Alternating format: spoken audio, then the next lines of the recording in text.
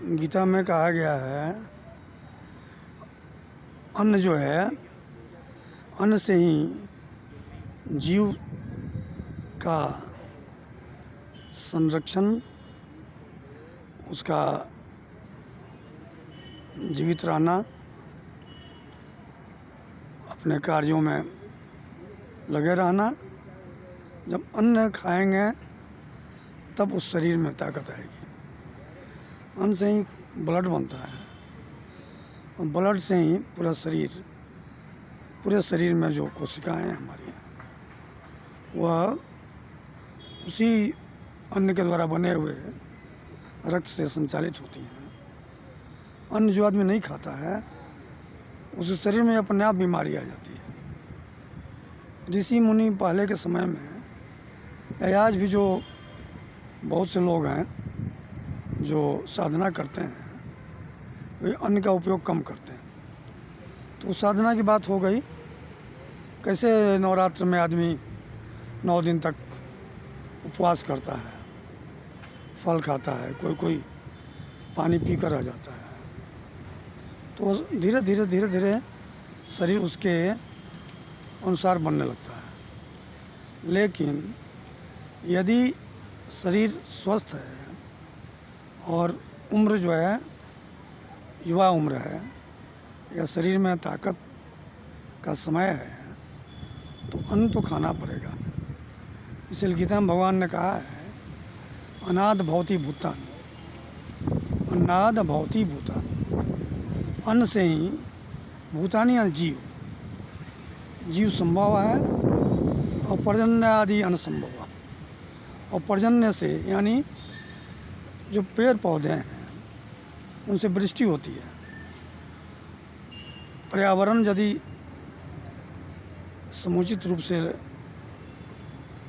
भरा पड़ा है, पहले के समय में जंगलों का ज़्यादा प्रचलन था। जंगल बहुत आयत होता था पहले। उन जंगलों में सभी तरह के जीव रहते थे, आदमी भी रहता था, और वटु यानी विद्यार्थियों को पढ़ाने के लिए पहले आश्रम हुआ करते थे। और पहले के ऋषि मुनि जो थे, उनका वही काम था, साधना करेंगे, वरदान प्राप्त करेंगे, और अपने आप में शक्ति संपन्न जब वो हो जाएंगे, किसी को कुछ कहने के लायक हो जाएंगे, किसी को वरदान देंगे, उस समय किसी को अभिशाप भी देंगे, तो उस समय उनकी शरीर की साधना विद्यार्थियों के काम आती थी। वटु को पढ़ाने के लिए जंगलों में लोग गाय रखते थे। जो क्षत्रिय लोगों के राजा के पुत्र होते थे, वही पढ़ते थे। ब्राह्मण पुत्र पढ़ा करते थे। ब्राह्मण के पुत्र भी पढ़ते थे और ब्राह्मण ही पढ़ाते थे। ब्राह्मण को ही शुरू से यह काम दिया हुआ है। भगवान कृष्ण ने कहा कि हमने ही तो ये वर्ण बंटवारा किया है। हमने मतलब कृष्ण तो विष्णु अवतार थे, तो हम मतलब विष्णु। जब से सृष्टि बनी, तो जो भी लोग इस धरती पर रहने लगे, उनको उनके मन के अनुसार, उनकी कार्य प्रणाली के अनुसार, उनकी मनोदशा के अनुसार काम का बंटवारा किया गया।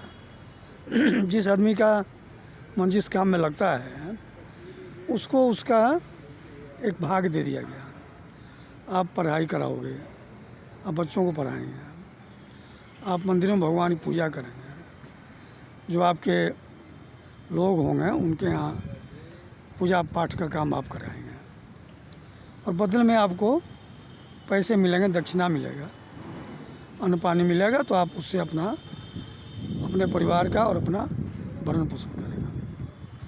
लोग पहले के समय में राजा लोग गाय दान करते थे। किसी महर्षि को या साधु के यहाँ गाय 100 200 का 1000 गाय भिजवा दी। गाय का दूध, दही, उससे जो और सामग्री प्राप्त होती है, कोई साधु सन्यासी खाते थे जंगलों में, फल होते थे, नदियाँ पानी संचलित करती थी।